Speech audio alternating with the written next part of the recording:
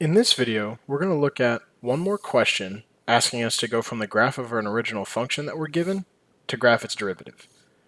From the previous two videos, we know this process boils down to graphing the instantaneous rates of change of our original function as we move along the curvature of the graph. So that's what we're going to end up doing when we graph our derivative.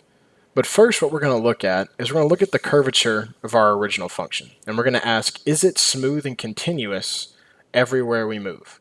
And as we get closer to this value at x equals -1, what we see is we have another one of those cusps in our graph. It comes to a sharp bend or a sharp point in our graph. And from different class discussions, we know that cusps are not differentiable. The derivative does not exist here in this case at x equals -1. Or at x equals 1 rather, I apologize. So we know that when we graph the derivative, we're going to have some type of discontinuity in our derivative graph as we get to x equals 1. What type of discontinuity that is will kind of be answered as we explore the derivatives as we move on in this video. So now that we've looked at the issue of the cusp here at x equals 1, let's look at what happens as we move closer and closer to x equals 1. If we start from the left direction and come at x equals 1 in that direction, we see that our tangent lines are going to start by staying kind of relatively flat. But as we grow closer and closer to x equals 1 in this fashion, we see that these lines become steeper and steeper. And the point of real interest is going to be as we get arbitrarily close to 1 from the left. We see that the lines will start getting steeper and steeper until they almost become vertical. They're not going to be quite vertical, but they get very, very close to being vertical.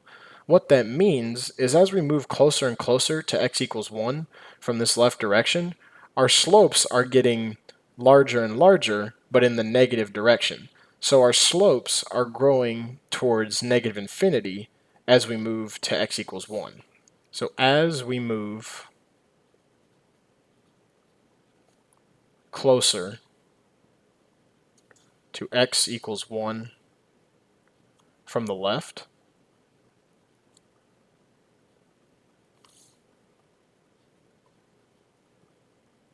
our slopes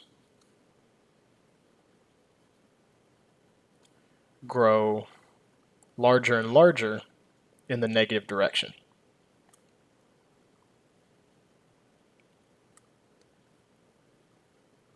What this means is how we can kind of think about this is the limit as x approaches 1 of our derivative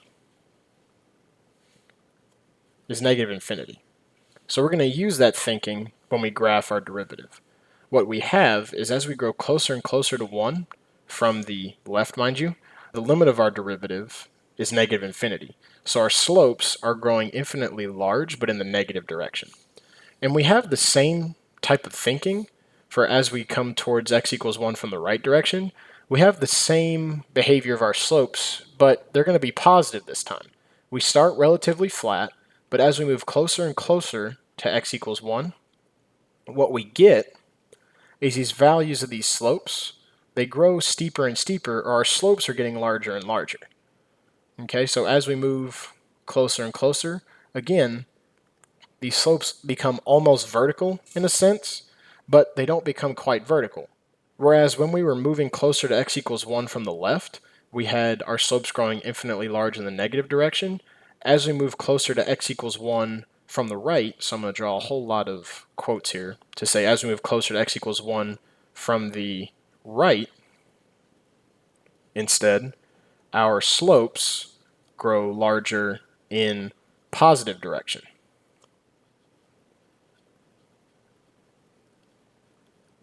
So what this means is the limit of our derivative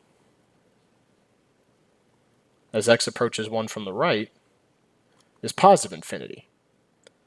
So what we see here is that the left-sided limit is negative infinity, and the right-side limit, and these are pertaining to our derivative, is positive infinity.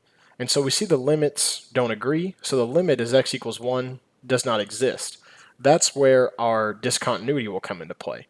So as we move closer and closer to 1 from the left direction here, we said that our slopes are going to start by being flat as we move closer and closer to 1 from the left, but then As we move that way, these slopes are going to start getting larger in the negative direction, meaning that we're going to have this type of curvature in our derivative. They start flat and then they get steep as we move closer to 1 from the left.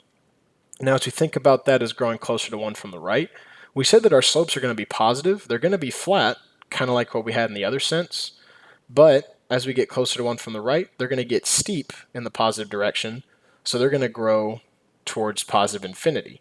So what this graph is going to look like is, we can also draw an asymptote in here. We have this type of graph for our derivative. We said that as x grows closer to 1 from the left, the slopes are always going to be negative, but they start small and grow infinitely large in the negative direction. And as we move closer to x from the right direction, we're always going to have positive slopes, but they're going to grow infinitely large in the positive direction as we get closer to 1 from the right.